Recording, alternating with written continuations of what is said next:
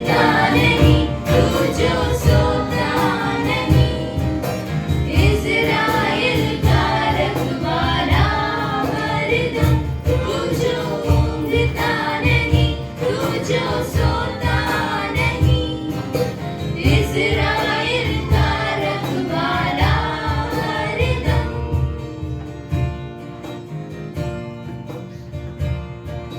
मृत्यु का भय अब ना सताए, शत्रु के बंधन सब टूट जाए। मृत्यु का भय अब ना सताए, शत्रु के बंधन सब टूट जाए। मृत्यु पर जय पाया, शत्रु को हरा दिया, सर्वशक्तिमान है मेरा प्रभु। मृत्यु पर जय पाया, शत्रु को हरा दिया, सर्वशक्तिमान है मेरा प्रभु।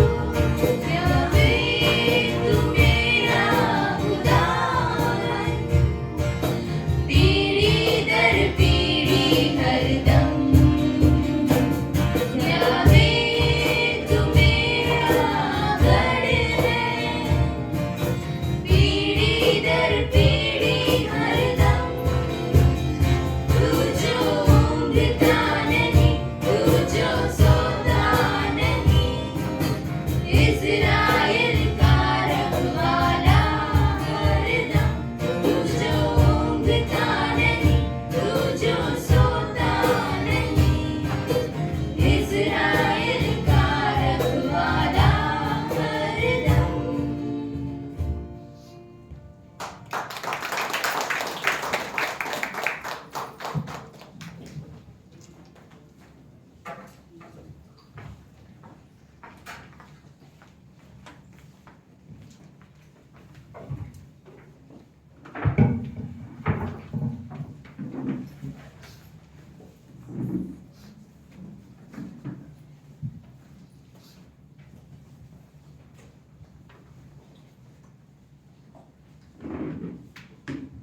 आइए हम सब वचन में जाते हैं। इफिसियों का 4 अध्याय और इसकी 32वीं पंक्ति खोल लें।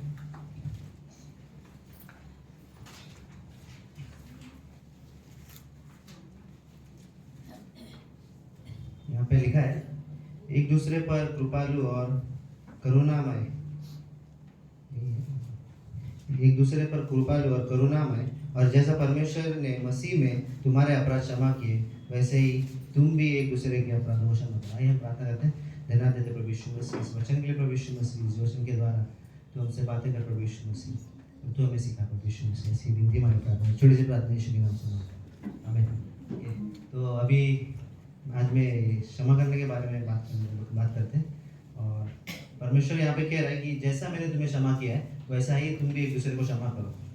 अभी संसार में हम देखते हैं कि संसार में हर कोई क्षमा पाना तो चाहता है, लेकिन हम किसी को ये हम देखते हैं कि लेकिन क्षमा करना कोई नहीं चाहता। हर कोई बोलता है कि समझो अगर किसी ने तुम्हारे विरुद्ध कुछ पाप किया हो, या किसी ने आपकी आज्ञा नहीं मानी और तुम्हें हर्ट किया हो, तुमने हर्ट किया या तुमने किसी की आज्ञा ना मानी, तो तुम उस व्यक्ति के पास जाते हो और उस व्यक्ति के पास जाकर उसे कहते हो सॉरी कि मैंने जो गलती की है मुझे माफ़ करना। और फिर मैं उससे माफ़ी मांगने की कोशिश करता हूँ, उससे माफ़ी पाने की कोशिश करता हूँ, क्षमा पाने की कोशिश करता हूँ। लेकिन जब क्षमा करने की बारी मेरी आती है तो मैं बोलता हूँ कि अच्छा, उसने मेरे बारे में ऐसा कैसे बोल दिया, मेरे साथ में इतने साल तक था फिर भी मेरे बारे में ऐसा बोल रहा है। भाई ऐसा कैसे चलेगा भाई, ऐसा नहीं चाहिए, ऐसा नहीं होना चाहिए। वो मेरे बारे में गलत सोच रहा है, ऐसे थिंकिंग रख रहा है, मैं उसे कभी क्षमा नहीं करूँगा। ऐसे थिंकिंग हमारे मन में कभी कभार आती है। लेकिन और ये कारण कैसे कभी होता है कि जब हमारे मन में घमंड आ जाता है, तब हम उस लोगों को क्षमा नहीं कर पाते। क्षमा ना करने का कारण कई बार घमंड हो जाता है, और मुझे लगता है कि मैं ही सही हूँ, सामने वाला गलत है। लेकिन हम देखेंगे कि यीशु मसीह भी अपने जगह पर सही है, फिर भी वो हमें बार बार क्षमा करता ही है। और उसका वचन जैसा कहता है कि यशायाह के 1:18 में कि तुम्हारे पाप जाए लाल रंग के क्यों ना हो, उसे मैं ऊन के समान सफेद कर दूंगा। और वो हमें ऐसे ही माफ नहीं कर देता है। वो हमें किस तरह माफ करना पड़ता है, समझे, पर्दा है, और पर्दे के ऊपर ये व्हाइट पर्दा है, और व्हाइट पर्दे के ऊपर एक दाग भी अगर हो तो एक दाग भी दिखता है तो उसमें लगता है कि हाँ भाई ये गंदा कपड़ा है, लेकिन परमेश्वर हमें ऐसे माफ नहीं करता है। परमेश्वर हमें पूरा सफेद कर देता है, वो कुछ भी एक छोटा सा भी पॉइंट नहीं रहता कि वो हमें ऐसे रखे कि हमारे अपने मन में वो कुछ भी नहीं रखता, वो हमें वैसे ही क्षमा करता है। और वैसे ही ये वचन कहता है कि इफिसियों का 4 अध्याय, जैसे मैंने तुम्हें क्षमा किया है वैसे ही तुम भी एक दूसरे को क्षमा करो। परमेश्वर कहता है, परमेश्वर क्षमा करता है और कहता है कि अच्छा, परमेश्वर कह रहा है कि तुम क्षमा करो, और अगर नहीं कर पा रहे हो तो परमेश्वर कहता है कि तुम इसके लिए प्रार्थना करो। और अगर मैं नहीं कर पा रहा हूँ क्षमा, तो मैं परमेश्वर से प्रार्थना कर सकता हूँ कि परमेश्वर मुझे इस एरिया में स्ट्रांग बनना है। परमेश्वर से मैं कह सकता हूँ कि परमेश्वर मुझे ऐसा हृदय दे कि मैं लोगों को भी क्षमा करूँ, जैसा तू मुझे क्षमा करता है वैसे ही मैं भी तुझे क्षमा करना है, मैं भी लोगों को क्षमा करना चाहता हूँ। अगर मैं क्षमा नहीं कर पा रहा हूँ तो परमेश्वर की नज़र में मैं ही गलत हूँ। परमेश्वर के नज़र में अगर देखो, परमेश्वर का वचन साफ साफ कहता है, ये क्लियरली बोलता है कि हम मरकुस के अध्याय में देखेंगे कि मरकुस के 11वें अध्याय में कहता है कि यदि तेरे मन में किसी के लिए विरुद्ध है, यदि पढ़ते हुए वचन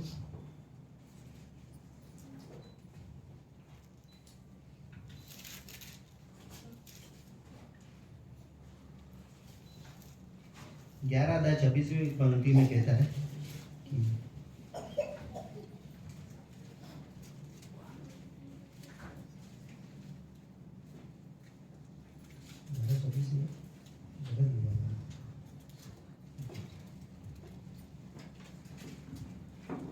गलत लिखा, लेकिन मरकुस के अध्याय में 11वें अध्याय में लिखा है कि यदि तेरे मन में किसी के विरुद्ध पाप हो तो तुम्हारा पिता जो स्वर्ग में है, जैसे तुम्हें क्षमा किया है तुम भी उसी को वैसे ही क्षमा करो।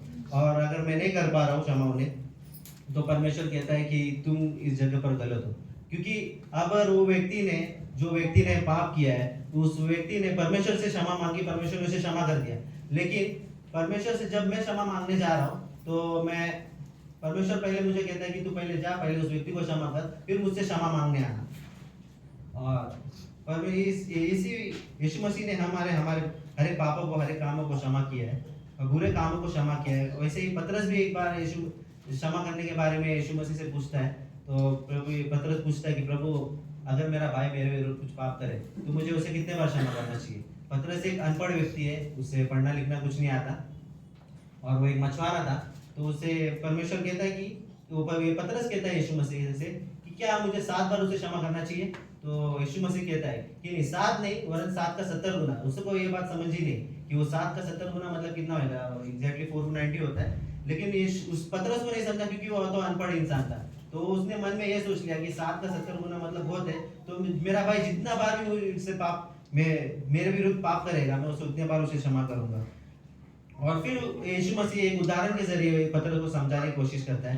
पूरा उदाहरण देता है कि दृष्टांत देता है कि समझो एक राजा है और राजा के कई सारे दास है, और कई सारे दासों में से और राजा ने निर्णय लिया कि हिसाब किताब करने का समय था, और राजा ने निर्णय लिया कि हर एक दासों का जितना भी है हिसाब करते।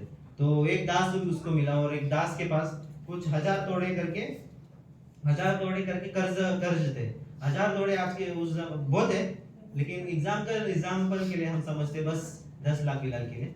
तो समझो एक व्यक्ति है, राजा है, राजा का एक दास है, दास के पास 10 लाख का कर्ज है और उसके पास देने के लिए कुछ नहीं है।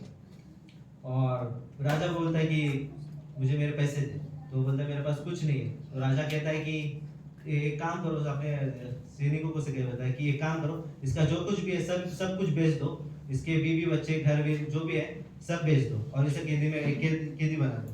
फिर वो दास बहुत उदास होता है और दास उसके राजा के पास थोड़ा विनती करता है और उससे कहता है कि मैं तेरे पैसे धीरे धीरे करके लौटा दूंगा, तू मुझे थोड़ा समय दे या थोड़ा टाइम दे।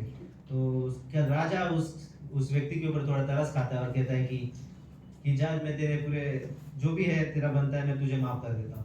और उसी दास का समझो, अभी समझो एक राजा है, एक राजा का दास है अजय भाई। अजय के 10 लाख रुपए माफ हो गए। अजय का दास है दीपक भाई को अजय भाई को 10,000 रुपए देने।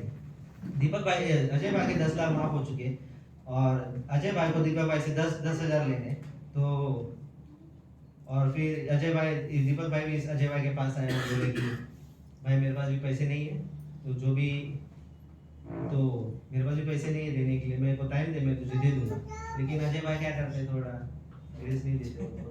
दीपक भाई को तो गला वगैरह दबाते, दीपक भाई का गला वगैरह दबाते हैं उसको, तो थोड़ा मार दे और उसको कैदी में डाल देते। तो ये बात उस राजा ने, जिसने अजय भाई के 10 लाख माफ किए थे, और उसने सुना कि ये भाई 10,000 नहीं माफ कर पा रहे इनका, तो राजा को ये बात पता चली। तो राजा ने उसको बुलाया और उसको ही मतलब जेल में डाल दिया। तो जैसे ये वचन कहता है कि जैसा मैंने तुम्हें क्षमा किया है वैसे ही तुम भी एक दूसरे को क्षमा करो। पर राजा ने इसको क्षमा किया, अजय को क्षमा किया, लेकिन अजय ने इसको क्षमा नहीं किया। तो मरकुस का अध्याय 11वां अध्याय में कहता है कि अगर तुम मेरे तेरे 11 अध्याय कहता है कि 11-25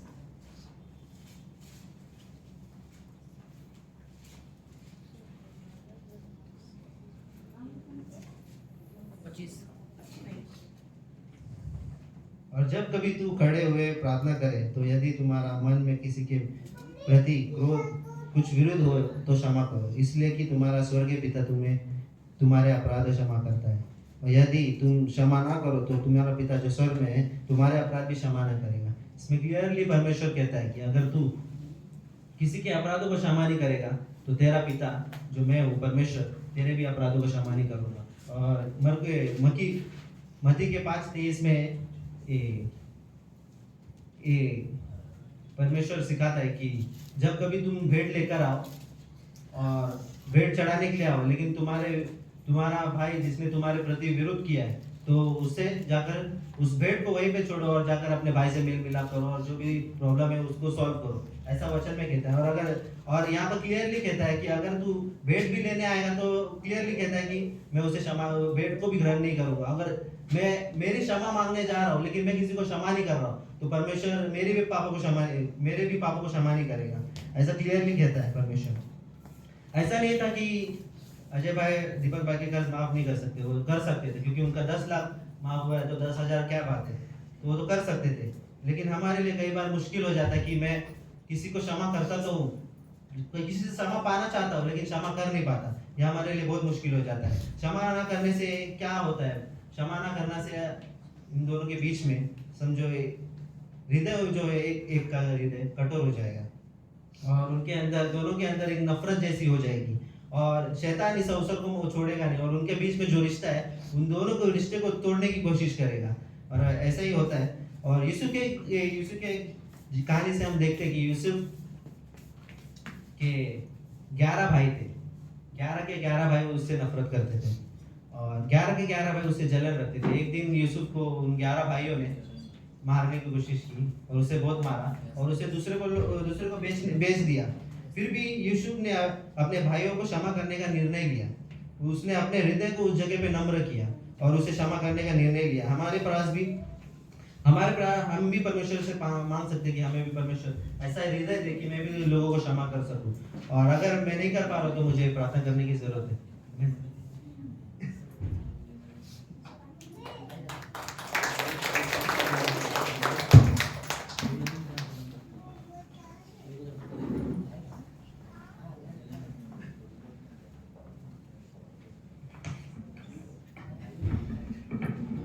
ओके, अच्छा था संदेश। बस मुझे एक अधिकारी पता चला, उसका दास नहीं पता चला। राजा कौन था? वही क्वेश्चन, राजा कौन था इस कहानी में? वो खुद को राजा तो नहीं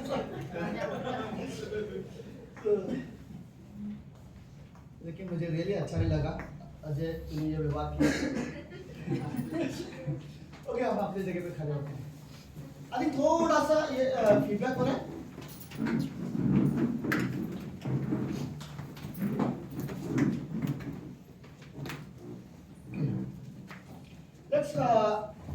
अगर राहुल क्षमा के बारे में बात कर रहा है, 2 मिनट के लिए सोचो, अगर इस संसार में ये शब्द नहीं होता क्षमा, परमेश्वर ने कभी लोगों को माफ नहीं किया होता तो क्या होता? शायद इस कमरे में कोई भी नहीं होते, दुनिया में होते बट इस कमरे में आप परमेश्वर के लिए तो नहीं होते। अगर क्षमा नहीं हुआ होता तो गलती हो गई, अब क्या? कोई सुधारने का तरीका नहीं रहता, राइट। परमेश्वर का अनुग्रह और परमेश्वर की ये जो फॉरगिवनेस बोलते हैं, क्षमा है, ये हमें मौका देता है ताकि अब हम बदल सकें, राइट। तो परमेश्वर का धन्यवाद हो कि उसने हमारे पाप को क्षमा किया है, राइट। और हम सब गलती करते हैं, लेकिन क्या ये रियली ऐसा नहीं होता? हम सब परमेश्वर, जब हम गलती करते तो हम परमेश्वर के पास आते हैं और प्रार्थना करते हैं और बोलते हैं परमेश्वर मुझे माफ कर, राइट। लेकिन जब कोई व्यक्ति हमारे सामने आता है और कहता है कि हमें क्षमा कर, तब हम अपना हृदय को कठोर बनाते हैं, राइट। और हम बहुत जल्दी एक चीज सोचते हैं, तू क्षमा के लायक नहीं है। पता है कुछ लोग कैसे क्षमा नहीं करते? सिर्फ ऐसा नहीं, कुछ लोग क्षमा ना करने का तरीका क्या है? मैं तुझसे बात नहीं करूंगा, राइट। हम कभी तुझे तेरी ओर देखना नहीं चाहता। इमेजिन करो अगर परमेश्वर ने हमारी ओर नहीं देखा होता तो। बट मैं रियली कहना चाहता हूँ कि जरूरत है क्षमा करने का। अगर आप किसी को क्षमा करोगे, आपका फायदा होगा, दूसरे का नहीं। सीरियसली बोल रहा हूँ, क्योंकि आपके हृदय में जो था उसके लिए नफरत, वो आपके हृदय से एटलीस्ट निकल जाएगा, राइट। तो और दूसरे से टूटे हुए रिश्ते को मजबूत होना है तो क्षमा को बीच में आना ही पड़ेगा, राइट। अगर जैसे उदाहरण था, राइट, अजय का और दीपक का कभी रिश्ता कमजोर हुआ तो क्षमा को बीच में काम करना पड़ेगा दोनों तरफ से। अगर वो एक दूसरे को क्षमा नहीं करेंगे तो ये रिश्ता कभी मजबूत नहीं होगा, राइट। हमारा भी अगर किसी के साथ ऐसा प्रॉब्लम है, देखो मैं आपको सच बोलता हूँ, डॉक्टर स्टीवन ने वर्ड बोला था, मैं जब उनके मैसेज सुन रहा था, डॉक्टर स्टीवन बोलते इस दुनिया में 99% लोग ऐसे हैं जिनका किसी ना किसी के साथ नहीं जमता। कोई ना कोई ऐसा है जिसके साथ आपका नहीं जमता। शायद वो ऑफिस में होगा, स्कूल में होगा, कॉलेज में होगा, आपके आस पड़ोस में होगा, आपके जान पहचान में कोई ना कोई तो एक व्यक्ति होगा जिसके साथ आपका नहीं जमता। ऑफिस में काम करते समय एक व्यक्ति ऐसा मिलेगा आपको जिसके साथ आपका नहीं जमता, राइट। सो वो नहीं जमता, उसके लिए कहीं ना कहीं जरूरत है कि चलो लेट्स हम क्षमा करें एक दूसरे को, राइट।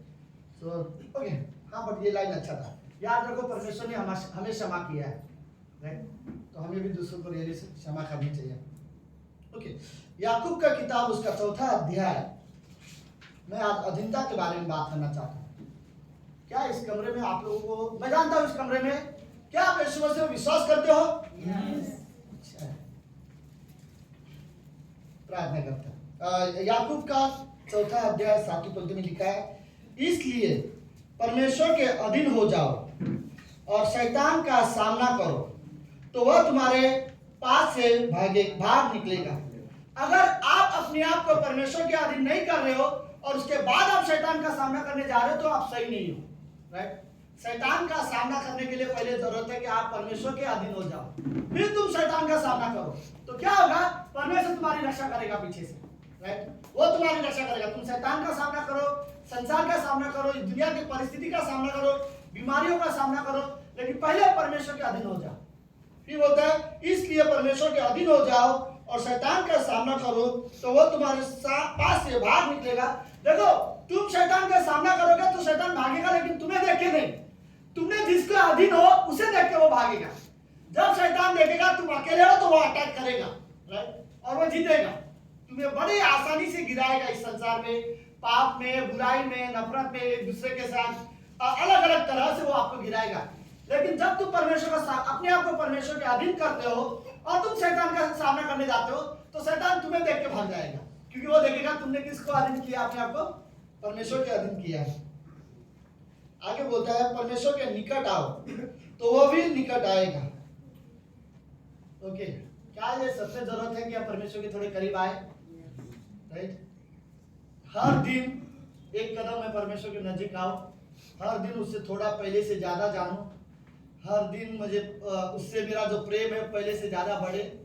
हमें जरूरत है परमेश्वर के नजदीक आने की, विश्वासी की जरूरत है।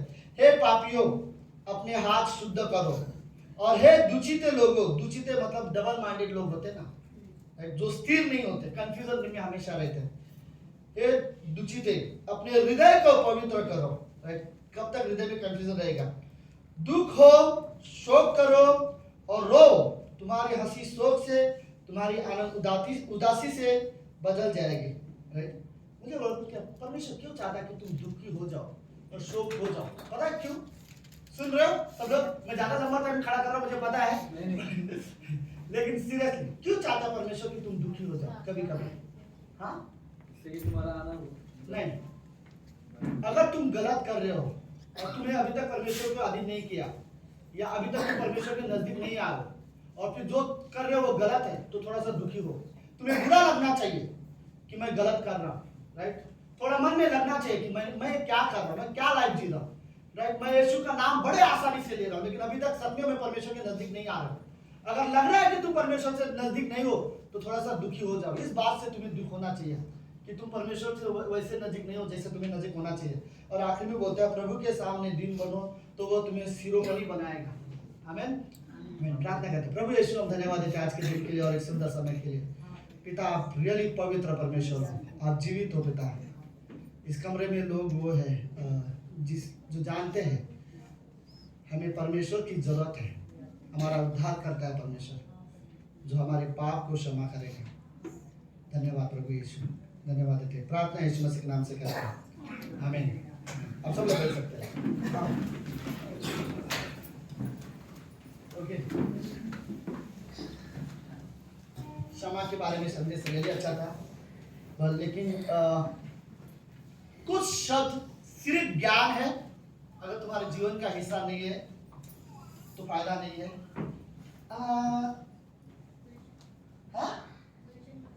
गुलशन किसके साथ है? ओके, मैं पहली बार आया क्या? पहले आ चुके? फर्स्ट टाइम है? अच्छा, पहले भी आ चुके। मुझे ऐसा लग रहा है मैं काफी पहली बार देखा जैसा लग रहा है। Okay okay, welcome, good. आज अभी शशिकांत की मम्मी भी है हमारे पीछे। थैंक यू आंटी आने के लिए। ओके, वाह। ओके, आपके चौधरी की पूरी फैमिली यहाँ पर है। बेचारे वो कहाँ गए? बच्चों को बाहर, बच्चे को संभाल रहे। ओके, ठीक है, अच्छा, उनको वो काम करने दो, आप लोग डांस सुनो, राइट? ओके, अधीनता के बारे में मैं बात करना चाहता हूँ, राइट? कि हर विश्वासी को कभी ना कभी रियली जरूरत है कि हम अपने आप को परमेश्वर के अधीन करें। क्या आपको लगता है कि आपने देखो, विश्वासी परमेश्वर पर विश्वास करते हैं कि वो हमारा उद्धार करता है, वो परमेश्वर का पुत्र मसीहा है, उसने हमारे पापों के लिए अपनी जान दी है, और ये सब हम अच्छे से मानते हैं। इसीलिए यीशु मसीह पर हम विश्वास करते हैं कि वही परमेश्वर है, उससे छोड़ दुनिया में कोई परमेश्वर नहीं है। वो उसने हमारे पापों को क्षमा किया, उसने हमें बनाया है। विश्वासी इस बात को अच्छे से जानते हैं, लेकिन उसके बावजूद भी कुछ विश्वासी ऐसे हैं जो परमेश्वर पर सिर्फ विश्वास करते हैं, लेकिन अपना आप को परमेश्वर के अधीन नहीं करते, राइट? जो व्यक्ति अपने आप को परमेश्वर के अधीन कर देगा, उसके बाद वो अपनी इच्छा के अनुसार नहीं जीवन जिएगा। क्योंकि जिस दिन तुम ये सोचते हो मैं अपने आप को परमेश्वर के अधीन कर देता हूँ, उस दिन तुमने मानो ऐसा हो गया जैसे कि परमेश्वर मुझे चलाएगा, राइट? और मैंने अपने आप को उसके अधीन कर दिया, वो जो बोलेगा मैं वैसा करूंगा, राइट? तो कई बार एक विश्वासी को जरूरत है कि हम अपने आप को परमेश्वर के अधीन कर सकें। ओके, बाइबल में एक बहुत अच्छी कहानी है, जो कहानी मैं आप लोगों को बताना चाहता हूँ। ओके, निर्गमन के 21वें अध्याय में पहले 7 पंक्ति में एक छोटी सी कहानी है, जो परमेश्वर ने जब नया परमेश्वर ने इजरायलियों को अगुवाई कर रहा था, तब इजरायलियों को 10 आज्ञाएं जब दिया, उसके बाद परमेश्वर ने इजराइल को और एक चीजें बताई थी दास के विषय में। सब लोग है? तो ये कहानी ऐसी है। ओके, अगर एक दास अपने मालिक के घर में काम कर रहा है, तो वो सिर्फ 6 साल के लिए काम कर सकता है। जो एग्रीमेंट पेपर बनता है वो 6 साल के लिए होना चाहिए। यानी बाहर गाँव जब जाके जॉब करने के लिए तो 2 साल 3 साल का एग्रीमेंट पेपर बनता है। कंपनी में इतना साल काम करोगे, इतने साल के अंदर तुम जा नहीं सकते। पुराने जमाने में अगर कोई दास सेवक होता था, अगर वो मालिक के घर में काम करेगा तो वो 6 साल का एग्रीमेंट रहता, वो परमेश्वर का नियम होता था, वो कोई पेपर बनाने की जरूरत नहीं थी। परमेश्वर बोला था कोई दास तुम्हारे घर में काम करे तो वो 6 साल के लिए तुम्हारे घर में काम करेगा। 7वां साल अगर वो तुम्हारा घर छोड़ के जाना चाहे तो उसे आजाद कर देना, उसे रोकना मत। उसे रोकने की जरूरत नहीं है, वो जा सकता है। लेकिन अगर वो अपनी पत्नी के साथ आया हो तो उसको पत्नी के साथ जाने दो, बीवी के साथ आया हो, बच्चों के साथ आया हो तो उनको छोड़ दो। उनको जबरदस्ती मत बोलो कि 7वां साल 8वां साल करना पड़ेगा, नहीं। अगर वो तुम्हारा नौकरी छोड़कर आजाद होकर कहीं और काम करना चाहता है तो उसे जाने देना। लेकिन कहीं ऐसा हो कि मालिक ने खुद अपनी बेटी तुम्हें दिया है शादी करने के लिए, या आपने घर से किसी को दिया तुम्हारी शादी करवा के, तो तुम जाना चाहते हो और मालिक अपनी बेटी या अपनी लड़की को नहीं छोड़ना चाहता, तो उसे मत लेके जाना। ये नियम था। और एक नियम था, लेकिन अगर कोई सेवक है उसको अपना मालिक से वो प्यार करता है और उसे वो परिवार पसंद है और उस परिवार में रहकर उसे काम करना पसंद है, तो वो अपने मालिक को बोलेगा मैं यहाँ 6 साल के लिए नहीं, जब तक मैं हूँ तब तक मैं आपके यहाँ पर काम करना चाहता हूँ और ये मैं हमेशा के लिए आप ही के इधर में काम करना चाहता हूँ, आपके यहाँ की जो सेवका है मैं नहीं छोड़ना चाहता हूँ। तो मालिक क्या करेगा? मालिक बोलेगा ठीक है, अगर तुझे ऐसा करना है तो हम वैसा ही करेंगे। तो तब ये लोग को क्या करना पड़ेगा? मालिक उस दास को लेके जाएगा मंदिर पर और मंदिर के जो दरवाजे होते थे, दरवाजे के दरवाजे मालिक उसको खड़ा कर बैठाएगा और एक सुतार वाले को बुलाएगा और उसके कान छेद देगा। अब कान छेदने के बाद उसके कान में वो छेदा हुआ कान जब दिखाई देगा तो और फिर वो समझ गए राइट सब लोग, फिर कान में वो क्या बोलते हैं, कान का बाली, ओके, वो डाल दिया जाएगा। ओके ओके, लेट्स और कुछ है लोग। मतलब यहाँ पर भी जगह है अगर कोई आना चाहते हैं। रीमा आप आ जाओ रीमा।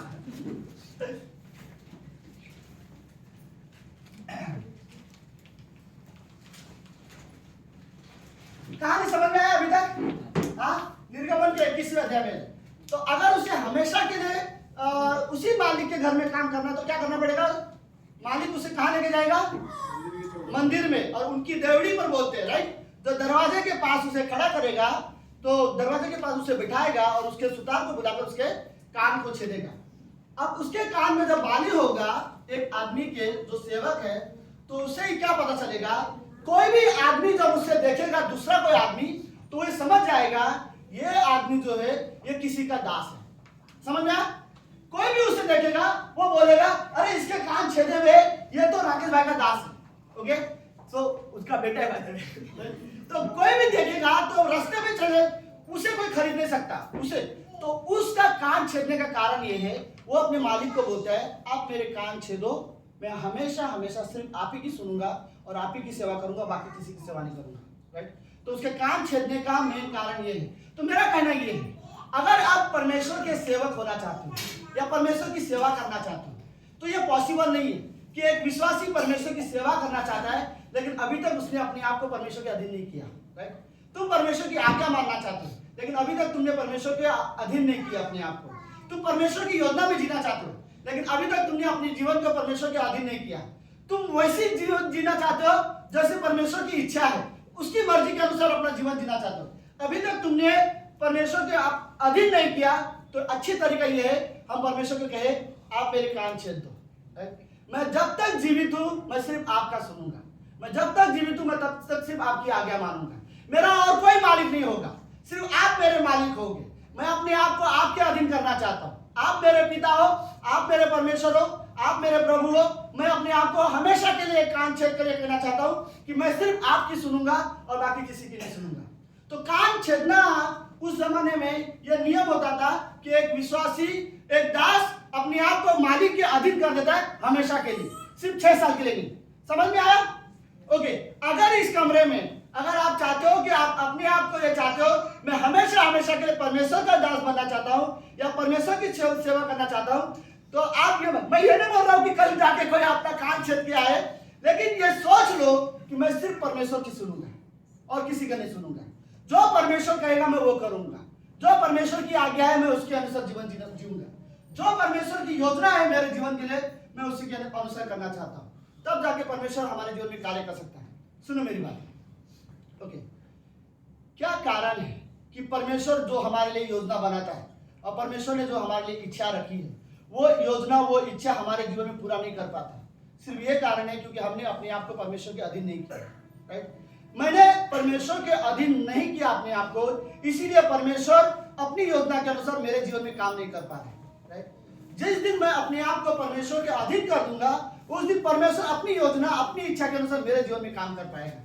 अगर आपको लगता है देखो परमेश्वर आपकी इच्छा और आपकी योजना के अनुसार काम नहीं करना चाहता, यह साफ है। राइट?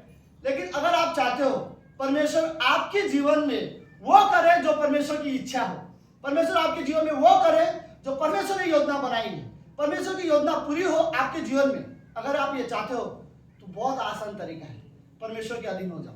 राइट? क्योंकि कई सारे लोगों के जीवन में, सुनो यही कारण है कुछ लोगों को जीवन में परमेश्वर परिवर्तन नहीं कर पाता क्योंकि उन्होंने अभी तक सबमिट नहीं किया। कुछ लोगों के परमेश्वर ने हृदय नहीं बदल पा रहा क्योंकि वो लोग ने अभी तक परमेश्वर के अधीन नहीं किया। कुछ लोग ऐसे हैं जो घमंड में जीते हैं लेकिन उन्हें परमेश्वर नम्र नहीं बना पा रहे क्योंकि उन्होंने अभी तक अपने आप को परमेश्वर के अधीन नहीं किया। कुछ लोग ऐसे हैं जो दूसरों को माफ नहीं कर पा रहे क्योंकि उन्होंने अभी तक परमेश्वर के अधीन नहीं किया। अगर मैं किसी को माफ नहीं कर पा रहा हूँ इसका कारण यह है मैंने परमेश्वर को अधीन नहीं कर पा रहा हूँ। अगर मैं किसी से प्रेम नहीं कर पा रहा हूँ तो उसका कारण क्या है, मैंने अभी तक अपने आप को परमेश्वर के अधीन नहीं कर पाया। इसलिए नहीं क्योंकि कई बार कोई सामने वाला गलत है। कई बार प्रॉब्लम यह होता है कि मैंने अपने आप को परमेश्वर के अधीन नहीं किया। विश्वासी के लाइफ में ये बहुत जरूरत है। सुनो, शैतान कभी नहीं चाहेगा कि आप अपने आप को परमेश्वर के अधीन हो जाओ। सुन रहे हो? कभी भी शैतान ये नहीं चाहेगा कि विश्वासी लोग परमेश्वर के अधीन हो जाए, क्योंकि शैतान ये जानता है अगर विश्वासी परमेश्वर के अधीन हो जाएंगे और उसके बाद जब वो मेरा सामना करेंगे तो मुझे भागना पड़ेगा। राइट? क्या बोलते हैं याकूब का 4वां अध्याय 7वीं पंक्ति, तुम अपने आप को परमेश्वर के अधीन करो और फिर तुम शैतान का सामना करो तो शैतान भागेगा। राइट? लेकिन तुमने अगर अपने आप को परमेश्वर के अधीन नहीं किया है, उसके बिना तुम परमेश्वर के शैतान का सामना करने जाओगे, शैतान कभी नहीं भागेगा। राइट? शैतान हमसे वो परमेश्वर से दूर लेके जाएगा। इसलिए वर्ड बोलता है, पहली वर्ड क्या बोलता है बाइबल, परमेश्वर के अधीन हो जाओ, और दूसरी वर्ड बोलता है परमेश्वर के नजदीक आओ। राइट? क्या आपको रियली ऐसा क्या हम रियली नहीं, हमें क्या ये रियली जरूरी नहीं लगता कि मुझे परमेश्वर के अधीन होने की जरूरत है और मुझे परमेश्वर के करीब आने की जरूरत है? राइट? हम सभी को जरूरत है। राइट? देखो मैं ये वर्ड में बोल रहा हूँ, ये खाली शब्दों में नहीं हो सकता कि आप खाली बोल के ये चीजें करो। राइट? ये सच में जरूरत है कि आप ये डिसीजन लो कि मुझे परमेश्वर के अधीन होना है। राइट? शैतान नहीं चाहेगा कि आप परमेश्वर के अधीन रहो, लेकिन परमेश्वर रियली चाहता है कि आप परमेश्वर के अधीन हो जाओ। परमेश्वर के अधीन हो जाओगे, परमेश्वर वो सारी चीजें आपकी लाइफ में कर सकता है जो वो करना चाहता है, जो उसने सोचा है आपके लिए। अगर आप हम अधीन नहीं हो पाएंगे तो परमेश्वर खुद हमारे जीवन में कई सारी चीजें ऐसे जो हमारे जीवन में काम नहीं कर सकता। ओके, लेट्स रोमियो का 12वां अध्याय क्या कहता है, सुनो ध्यान से। रोमियो का किताब 12वां अध्याय पहली पंक्ति, सबको दिख रहा है? मुझे हिलाने की जरूरत नहीं है, फिर भी मुझे इस दीवार की बहुत चिंता होती है। मुझे नहीं, हम सभी को होनी चाहिए क्योंकि हम सब यहाँ पर सभा करते हैं। ओके, रोमियो का 12 अध्याय पहली पंक्ति, पहली दूसरी पंक्ति। पहली पंक्ति कहता है इसलिए हे भाइयों, आप सब लोग हो भाइयों, मतलब ये नहीं कि गर्ल्स लोग बोले ये हमारे लिए पंक्ति नहीं है। ओके तो ये सभी के लिए। इसलिए हे भाइयों, मैं तुमसे परमेश्वर की दया स्मरण दिलाकर विनती करता हूँ। पौलुस रोमियो के लोगों को बोलता है मैं परमेश्वर की दया को तुम्हें याद दिलाकर बताता हूँ कि वो कितना दयालु है। उसे याद करते हुए मैं तुम्हें उसकी दया पहले याद दिलाता हूँ और फिर मैं तुमसे विनती करता हूँ। सुन रहे हो? परमेश्वर, पौलुस एक ऐसा सेवक है जिसने परमेश्वर के सच में अपने आप को पूरी तरह से परमेश्वर के अधीन किया और उसने वो सेवकाई की है। पौलुस विश्वासी को कहता है कि अपने शरीर को जीवित और पवित्र और परमेश्वर को भावता हुआ बलिदान करके चढ़ाओ, यह तुम्हारी आत्मिक सेवा है। राइट? अपने आप को परमेश्वर के लिए जीवित बलिदान चढ़ाना। जीवित बलिदान का मतलब क्या होता है? ओके, बलिदान का मतलब क्या होता है? हम परमेश्वर के लिए एक बछड़ा लेके आते हैं, सब लोग हैं, एक बछड़ा लेके आते हैं मंदिर में और फिर हम बछड़े को काटते हैं। राइट? और फिर ये बलि चढ़ा देते हैं। लेकिन जीवित बलिदान अपने आप को चढ़ाना है। तो क्या ऐसा करना है? मैं खुद परमेश्वर के लिए आता हूँ और मैं जीवित ही रहूंगा, मुझे बलि चढ़ाने की जरूरत नहीं है, लेकिन जैसा जीवित हूँ अपने आप को परमेश्वर को देना चाहता हूँ। राइट? ये होता है जीवित बलिदान। प्रभु मैं आपकी योजना में जीऊंगा, आपकी इच्छा के अनुसार जीऊंगा। आप मेरे प्रभु हो, आप मेरे चरवाह हो, आप ही मेरे राजा हो, जो आप चाहोगे मैं वो करूंगा। मैं अपने आप को जीवित बलिदान करके देना चाहता हूँ और मैं अपने आप को परमेश्वर को देना चाहता हूँ। राइट? तो यहाँ पर एक अधीनता का बहुत अच्छा चित्र ये है कि तुम अपने आप को परमेश्वर को दे रहे हो। राइट? पौलुस ने सच में अपने आप को परमेश्वर को सीरियसली दे दिया था। राइट? आप लोग जानते हो पौलुस के लाइफ में जिन्होंने सीरियसली स्टडी किया है, पौलुस वो पौलुस है जिसने अपने जीवन में कोई डरता नहीं था, विश्वासी को मारता था, विश्वासी को जेल में डाला। क्या स्त्री क्या पुरुष, सबका मुझे वर्ड्स पौलुस खुद अपनी गवाही देता है। आप एग्जाम्पल भी नहीं दे सकते। राइट? कैसे स्त्रियों का बाल पकड़ पकड़ के वो जेल में डालता था, लेकिन जिस दिन उसने यीशु मसीह को देखा पौलुस का जिंदगी बदल गया। और बदला नहीं, ओके, पौलुस का सिर्फ जीवन नहीं बदला, उसने अपने आप को कंप्लीटली परमेश्वर को दे दिया। मैं सच कहता हूँ, फिर तो काम के 9वें अध्याय के बाद मुझे कभी भी पौलुस अपने लिए जीते हुए नहीं दिखा दिया बाइबल में। कभी ऐसा नहीं लगता था कि ये पौलुस जो थे वो अपने आप के लिए जीता था। इसलिए हम विश्वास को जरूरत है right? अपने आप को परमेश्वर को दे देना। ओके आगे पंक्ति क्या कहती है? और इस संसार के समान न बनो। सदृश मतलब वही होता है, इस संसार के समान न बनो। बोलो मेरे साथ, ओके? इस संसार न बनो, ओके। लेकिन तुम्हारी बुद्धि के नए हो जाने से तुम्हारा चाल चलन भी बदलता जाए, जिससे तुम परमेश्वर को भली और भावती और सिद्ध इच्छा अनुभव से मालूम करते जाओ। राइट?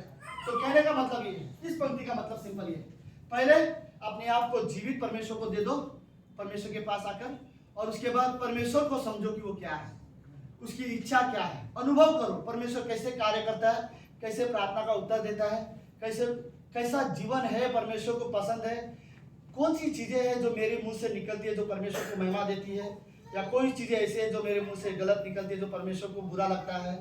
आप ये मत सोचो कि आप अपनी लाइफ जैसा चाहे वैसा जीते हो।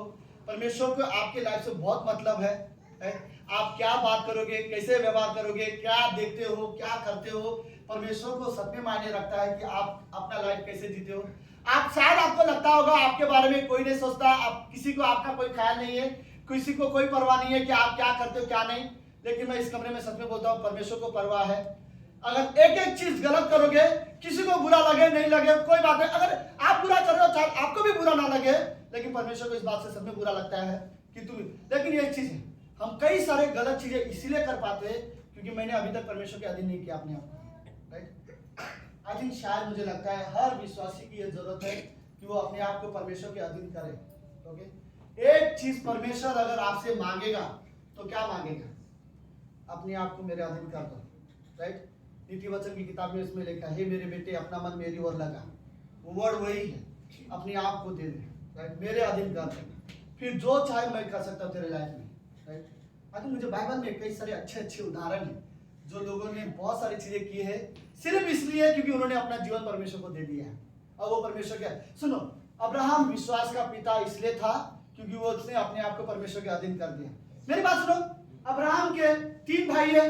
ओके, अब्राहम के भतीजे हैं कुछ लोग, उनमें से एक को तो लेके गया। अब्राहम का पिता है, कई सारे परिवार है, अब्राहम का देश है, गांव है, वो सारे चीज छोड़कर परमेश्वर बोलता है तू इस शहर से छोड़कर निकल जा, अपनी बीवी को ले और घर से निकल जा। और इमेजिन, अब्राहम अपनी पत्नी को लेता है और घर से निकल जाता है। कैसे? कहां जाना है परमेश्वर ने बताया नहीं, कहां रुकना है परमेश्वर ने बताया नहीं। परमेश्वर ने इस वक्त सिर्फ इतना कहा तू अपने घर छोड़कर निकल जा, और अब्राहम निकल गया। लेकिन क्यों? क्योंकि जिस व्यक्ति ने, जिस परमेश्वर ने उसे बोला था अपना घर छोड़, अब्राहम ने अपने आप को उसके अधीन कर दिया था। तब जाके अब्राहम को यह चीज बड़ा आसान लगा कि ठीक है, परमेश्वर मुझे बोल रहा है कि उसके अधीन होने के लिए, उसके पीछे जाने के लिए, अपना घर छोड़ने के लिए परमेश्वर के अधीन था, इसलिए वो कर पाया। इतना ही अब्राहम ने अपने बेटे को जो वेदी पे रखा वो इसलिए क्योंकि उसने अपने आप को परमेश्वर के अधीन कर दिया। राइट? अगर वो अपने आप को परमेश्वर के अधीन नहीं करता तो कोई भी व्यक्ति अपने बेटे को वेदी पे नहीं रखेगा। राइट? कोई भी नहीं रखेगा। लेकिन परमेश्वर, अब्राहम ने ये वर्क किया क्योंकि उसने उस समय में अपने आप को परमेश्वर के अधीन कर दिया था। आप मांग रहे हो, मैं आपके अधीन हूं, आप मेरे बेटे मांग रहे हो, उसके जगह कोई भी चीज मांगो। इससे पहले आपने मेरा पूरा परिवार मांगा, देश मांगा, मैं छोड़ के आ गया हूं, और अब आप मेरे एक बेटा मांग रहे हो, मैं वो भी देने के लिए तैयार हूं। राइट?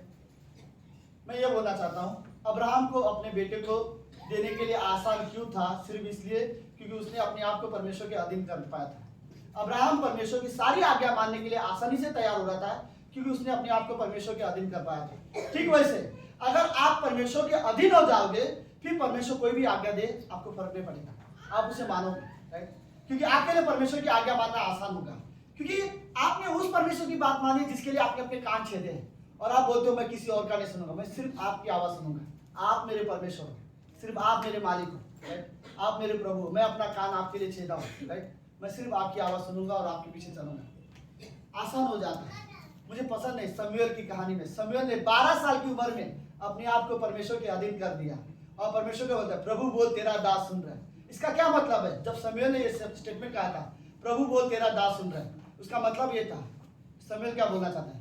प्रभु आप बोलो मैं करता हूँ, मुझे नहीं पता आप क्या बोलोगे, लेकिन आप जो भी बोलोगे मैं करूंगा। उसका मतलब ये था प्रभु बोल तेरा दास सुन रहा है।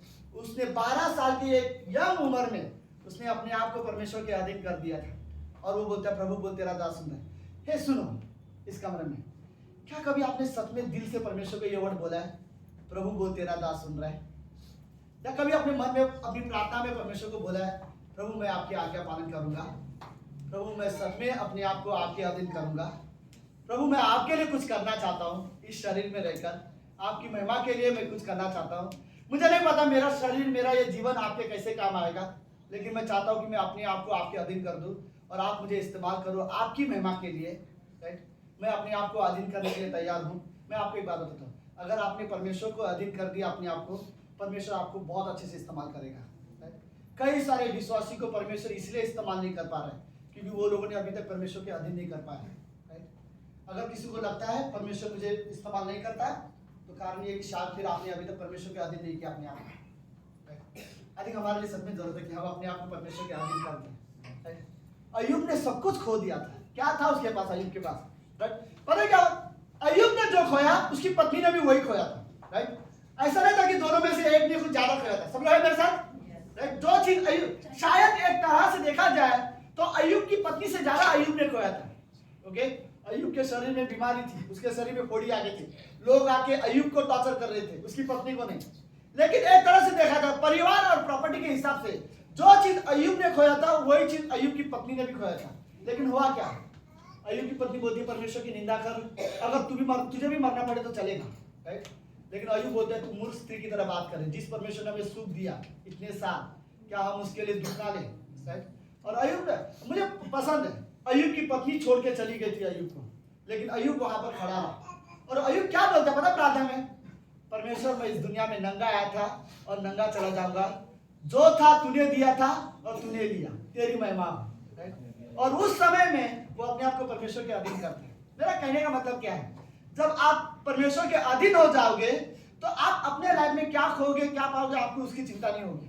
राइट, मैं आपको एक बात सच कहता हूँ, जो व्यक्ति परमेश्वर के अधीन होता है वही व्यक्ति सुरक्षित रहता है। राइट, शैतान के चाल से, शैतान के अटैक से, शैतान की योजना से, शैतान जो भी उसके तीर भेजेगा उसके आक्रमण से वही विश्वासी सुरक्षित है जो विश्वासी ने अपने आप को परमेश्वर के अधीन कर दिया। जो विश्वासी ने अपने आप को परमेश्वर के अधीन नहीं किया वो सुरक्षित नहीं है। राइट, किसी भी तरह से वो सुरक्षित नहीं है। अगर आपने परमेश्वर के अधीन नहीं किया अपने आप को तो मैं आपको बोलता हूँ फिर आप सुरक्षित, आप क्या बोल रहा हूँ मैं? राइट, ये वर्ड इससे अच्छा वर्ड ये रहेगा। अगर हमने, राइट, क्योंकि मैं अपने लिए भी बोला, अगर मैंने अपने आप को परमेश्वर के अधीन नहीं किया तो हम सुरक्षित नहीं है। राइट, लेकिन जब हम परमेश्वर के अधीन हो जाते हैं उसके बाद जब हम शैतान का सामना करने जाते हैं, बाइबल बोलती है तब शैतान भागता है। राइट, बिना परमेश्वर के अधीन हुए हम कुछ भी नहीं कर सकते। राइट, हमें रियली जरूरत है कि हम देखें कि हम अपने आप को परमेश्वर के अधीन कर दें। देखो, शैतान का सामना करने के लिए, संसार का सामना करने के लिए बड़ा आसान तरीका यही है, अपने आप को परमेश्वर के अधीन कर दो। राइट, और फिर परमेश्वर को करने दो जो हमारे जीवन में कार्य करना है। राइट, अंत में हम जानते हैं कि वो सफलता देगा। आमीन, आमीन। लेट्स प्रार्थना करते हैं। प्रभु यीशु, हम धन्यवाद देते हैं आज के दिन के लिए और एक सुंदर समय के लिए। प्रभु आप पवित्र परमेश्वर हो, आप जीवित हो। इस कमरे में गॉड हम सिर्फ आप पर विश्वास नहीं करते लेकिन हम चाहते हैं कि हम अपने आप को आपके अधीन कर दें, आपकी योजना के अधीन। प्रभु हम हमारे इच्छाओं को आपके अधीन करना चाहते हैं। प्रभु हम हमारे कुछ गलत आदतों को भी आपके अधीन करना चाहते हैं। प्रभु हम हमारी सारी डिजायर को आपके अधीन करना चाहते हैं और प्रार्थना करना चाहते हैं प्रभु आपकी इच्छा पूरी हो हमारे जीवन में। जो योजना आपने हमारे लिए बनाई वो योजना पूरी हो। प्रभु यीशु धन्यवाद इस कलीसिया के लिए, हिंदी कलीसिया के लिए। यहाँ पर वो लोग हैं जो आपसे सच में प्रेम करते हैं। कुछ नए लोग हैं प्रभु जो आपको धीरे धीरे जान रहे हैं, आपको समझने की कोशिश कर रहे हैं, आपके साथ रिश्ता बनाए हैं और उस रिश्ते में मजबूत होना चाहते हैं। लेकिन प्रभु यीशु हमें आप सिखाओ कि हम अपने आप को आपके अधीन कर सके पिता। प्रभु हमें आपकी ज़रूरत है और प्रभु हमें सब में ज़रूरत है कि हम आपके और करीब आए। धन्यवाद पिता, आप सच में पवित्र हो गए। आप हमारे हाथ को शुद्ध करो, अगर ये हाथ कुछ गलत चीज़ें कर रहे हैं तो गॉड आप हमारे हाथ को शुद्ध करो, आप हमारे हृदय को बदलो प्रभु यीशु, और हमें सिखाओ कि हम आपका आदर करना सीखें। धन्यवाद पिता परमेश्वर, धन्यवाद देते प्रभु यीशु। ये प्रार्थना यीशु मसीह के नाम से करते हैं, आमीन आमीन।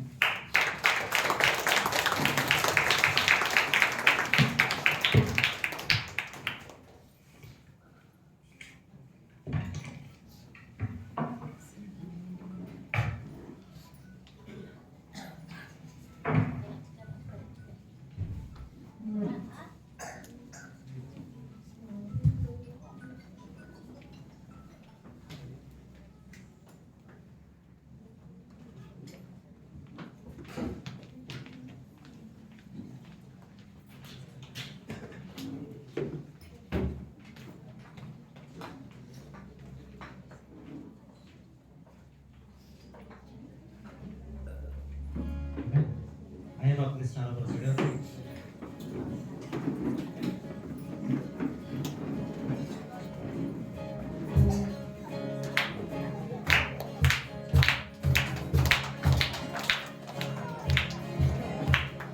प्यार मिलता है, उधार मिलता है, प्यार मिलता है, उधार मिलता है, पीछे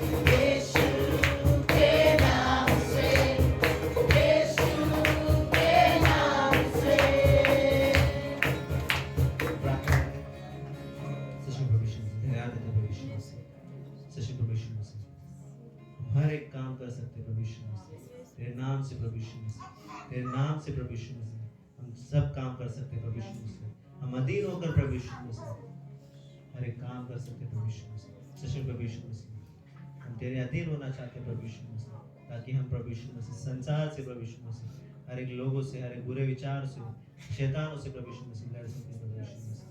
धन्यवाद देते प्रभु यीशु मसीह आज के वचनों के लिए प्रभु यीशु मसीह। प्रभु यीशु मसीह इन वचनों को प्रभु यीशु मसीह हमारे हृदय में बसाए रख प्रभु यीशु मसीह। हम भूले ना प्रभु यीशु मसीह तेरे अधीन होना प्रभु यीशु मसीह, हर वक्त प्रभु यीशु मसीह, हर क्षण प्रभु यीशु मसीह जाने की प्रभु यीशु मसीह तू है प्रभु यीशु मसीह, जो हमारा देखने वाला है, हमारा रखवाला है प्रभु यीशु मसीह, जिसके हम अधीन है प्रभु यीशु मसीह। सच्चे प्रभु यीशु मसीह धन्यवाद देते प्रभु यीशु मसीह, इस सभा के लिए धन्यवाद देते हैं। छोटी सी प्रार्थना तेरे नाम से।